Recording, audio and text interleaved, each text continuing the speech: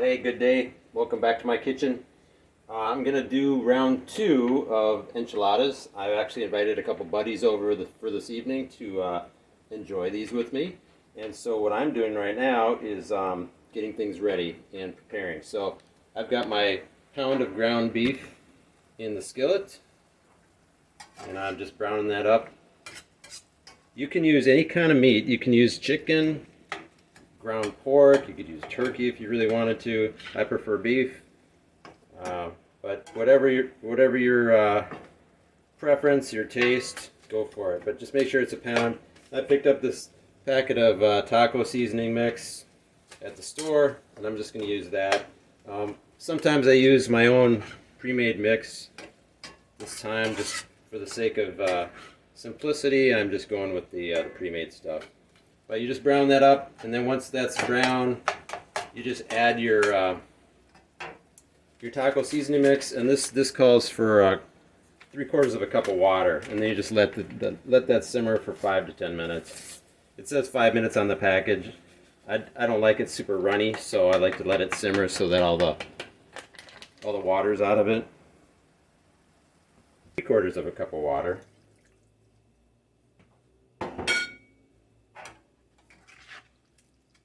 Mix that up.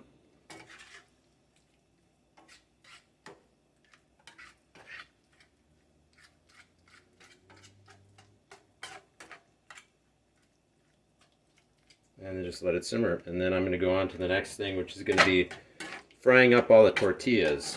So I've got a few leftover tortillas and then another pack here. These look a little smaller. They might be a little more challenging. These are just slightly bigger, but whatever. They'll still taste good.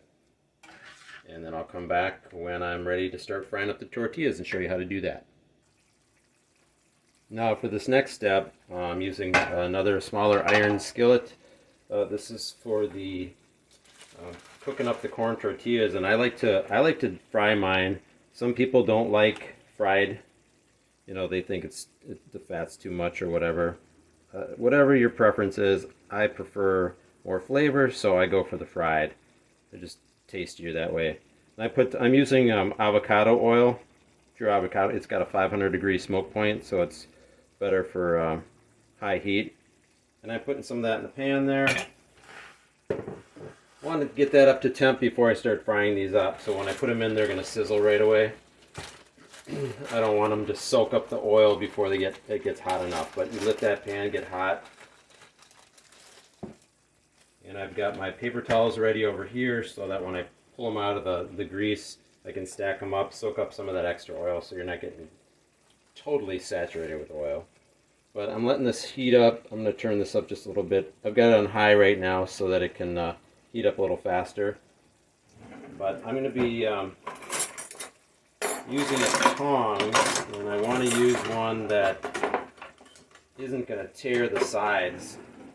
So I'm using this kind right here because it's not sharp and pointy. Sometimes when you pull these tortillas out and you lift them up, it wants to tear. If it's too sharp, it'll tear that. So, but once I let that get up to temp, then I just put my tortilla in there. No, that's not up to temp yet. I'm jumping the gun. It's getting there. But I like to use the iron skillets because you're not introducing any kind of, like with the non-stick is a lot easier to clean up, but it also has the toxic coatings and stuff in there, and I just prefer, when I can, I don't always do it that way, but when I can, I use the iron skillets. It's just a little bit less toxicity in your body is always a good thing. So I think, yep, this is ready now. So when you put it in the water, when you put it in the oil, it's going to start to sizzle right away. The trick is not to cook these things to death. You basically just wait for them to start bubbling up, flip them over. Sometimes, the steam likes to force it up in the center, so I'll just kind of push it down back in there. But if you cook them too long, they get tough, and then they're a little harder to eat. So just do that. Just make sure both sides are done, and then you just set it off to the side. I'm going to turn my heat down just a little bit. Throw that onto your plate. Just fold that over.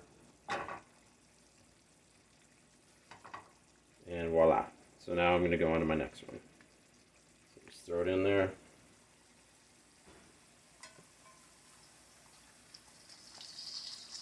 And I won't do all of them with you. I just wanted to show you how I do it. So they start to bubble up. Flip it over. Just this adds a little, it adds flavor, but it also adds stability to the tortilla. That's not going to crumble apart. I use corn tortillas. I think flour tortillas stay together easier. You don't have to fry them. But I just prefer the corn, personally. And I have a gluten intolerance, so this is perfect for me. Alright, and then just let some of that oil drain off. And then continue until you get your desired number of tortillas.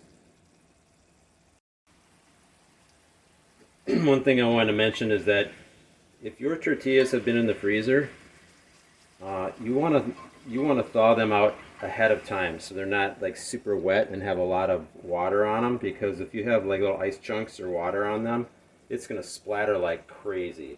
I just noticed a little bit of this. There's just a little bit of moisture in these, which is not bad at all, but just a little tiny bit on that last one, and it was splattering. So, and now you can kind of hear it splattering in there. If you get any kind of water, just be careful, because that grease burns are no joke. They hurt. All right.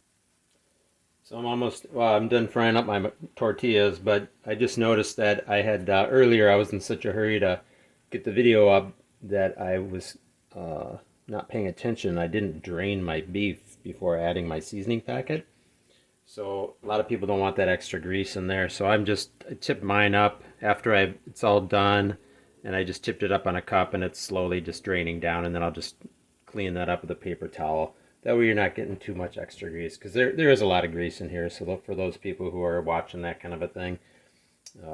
Just keep that in mind. So quick care tip on cast iron pans. So if you're just using oil, and you're just cooking up something like I did with the tortillas, you do not want it. Cast iron pans, you should never use soap and water, because every time you use the pan, you're basically seasoning it.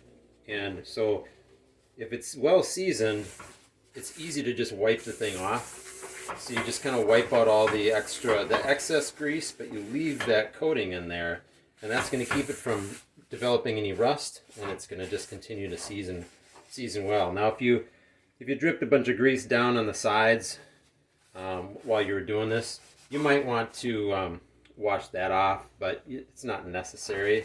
It might smoke a little bit the next time you use it. But yeah, so that's it. Then I let it cool, and then I just put it back in my drawer, and it's ready to go. Same thing with this pan over here. I'll scrape it out well once I get the hamburger out of there. But there is oil, natural oil in there. I might just use water to get some of the chunks off of there, with a scrubby. But I don't want to scrub too much on it, because I'd bring it right back down to the metal, and then it has a chance to rust, and then now it's not seasoned anymore. So just a quick care tip on cast iron pans. Hey, welcome back to my kitchen. I wanted to just go over a quick thing. I made some fresh guacamole. I did not get it on camera, unfortunately, but what I did is I bought a bag of avocados at the store, and most of them are pretty good. Some of them, it's only been a couple of days, but you got to be careful with the avocados, because if they're a little too squishy, they're not very good. But these were really firm when I bought them, and a couple of them weren't quite as good, so I had to toss those. But the rest of them were good. So what I did is I put about 5 smaller avocados, cut off the peel. I take a spoon and I just kind of scoop out. Here, I'll just show you. You get the avocado like that, and you just get the spoon in around it, and you just kind of scoop it all out like this. And then you just toss this and put the rest in your avocado mix. So I do the avocados, then I diced up one fresh tomato, fairly fine. I put in 2 large cloves of garlic, put it through the garlic press, and then put in the juice of 1 whole lime, so cut it in half and then squeeze it in there. And then I also grate up some cheese, some cheddar cheese, and I put that in there as well. Probably about maybe a quarter cup of cheese. And then I did a dash of salt, a dash of pepper, a dash of cayenne pepper, and that's it. So then you mix it all up. I use a potato masher to kind of mash it all together. But then the thing that I wanted to talk to you about was avocados brown very quickly once you've made it into guacamole. Now hopefully the lime juice is supposed to help alleviate some of that browning because of the citric acid. But since my guests aren't going to be here for a couple hours, I want to make sure that it doesn't turn, discolor on the top. So I just take some saran wrap and I touch it all the way down so it's touching the surface of the avocado dip, so there's no air in there, because the air is what's going to oxidize that. And so that should stay just perfect like that until they get here, and then be good to go. So the next thing I'm going to do is I'm going to start doing prep work for the ingredients for the enchiladas. I'm going to dice up a couple tomatoes, fresh tomatoes. I'm going to chop up some peppers, some like red and yellow peppers, and then onion, dice up some onion. So I'm going to make these a little bit more interesting than my last batch. And also, if I have more ingredients, then there's going to be more to fill up more enchiladas, or more tortillas. So I can fit more in a pan and make more, make an extra pan, I should say. And then once I get all those ingredients together, I'll just kind of go through with you how I do it. And then, yeah, that'll be good. Thanks for looking. Round 2, enchiladas night. I got some guys coming over. We're going to feast. So, thought I'd just go over what I added a few extra ingredients this time. I went with a different, like a flavor packet instead of my own homemade stuff for the meat, just for time's sake. I did end up buying Kojak cheese. I got my onions, got some diced up red peppers, got some diced up tomatoes. I've even got some lime I'm going to squeeze on at the end. I've got my refried beans and my tortillas. So I'll just go through 1 or 2 of these and show you how I do it. Here we go. So I take the tortilla, put a little bit of refried beans on there. And the thing about having more ingredients, you need a little less of everything. So you don't want to put too much in there or you won't be able to close these things. I just put a little bit of everything in there. Those look amazing. And then attempt somewhat of a wrap and tuck that in the pan. And so I've got I went with last time I went with mild enchilada sauce. This time I'm going with medium, a little bit more heat. But I've already poured one small 10-ounce can of enchilada sauce in the pan. Let's see, I need refried beans, some meat, cheese.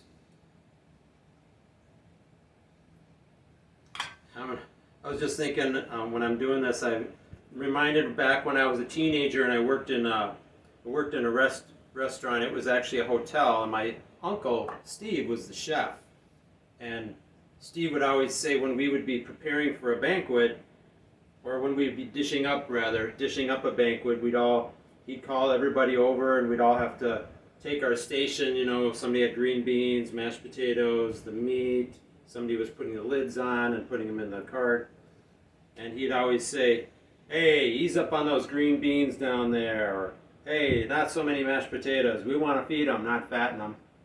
So, same principle applies here. We want to feed people, not fatten them. So you don't have to go overboard with your ingredients.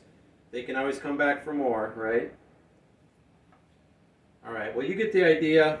I'm not going to bore you with doing 2 whole pans of these, but these are going to be amazing. Especially I made some homemade guacamole, and that's going to be really good. And then at the end, if I've got any leftover of any of this stuff, I just sprinkle it all over the top of the pan, and then I coat the whole pan at the end in, I'm going to use red medium enchilada sauce for the top, and then top it off with cheese and pop it in the oven. And again, I usually bake this at about 375 for about an hour. It's going to be an hour this time because my friends aren't going to be here for a couple hours. I'm going to put these in the fridge, and when they come, this pan's going to be cold, so you don't want to put it in there for too short a time. It's got to heat up again. So I'm going to do for about an hour. Make sure the cheese is nice and bubbly and everything in there, and all the ingredients are heated up. So that's it. Last thing I'm going to do, once I get all the enchiladas in there, I'm going to take a fresh lime, squeeze the juice over top of those, add a little extra flavor, and that'll be it.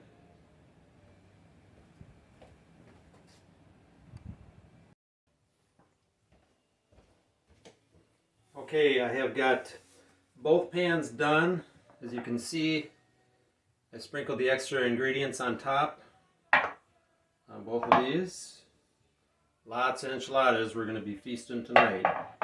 So then the final step is just to take some of that red enchilada sauce and pour that over the entire thing. You want to just coat as much of those corn tortillas as possible. You don't want them drying out.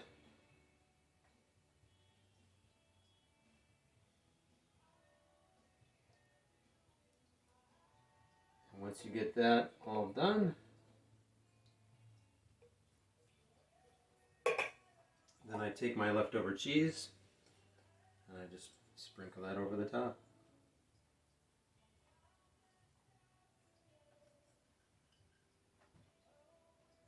And again, I'm not going to throw these in the oven right away. I'm going to wait. Let's see, I got about another hour and a half before I want to put these in. So they'll be done probably about 20 to 30 minutes after my guests arrive. Gives us a chance to just catch up and shoot the ball and just relax. Alright, well there you go. I'm going to actually put the recipe down in the comments on this time, so if anybody wants to try to make this style that I do on their own, feel free. Alright, have a great night.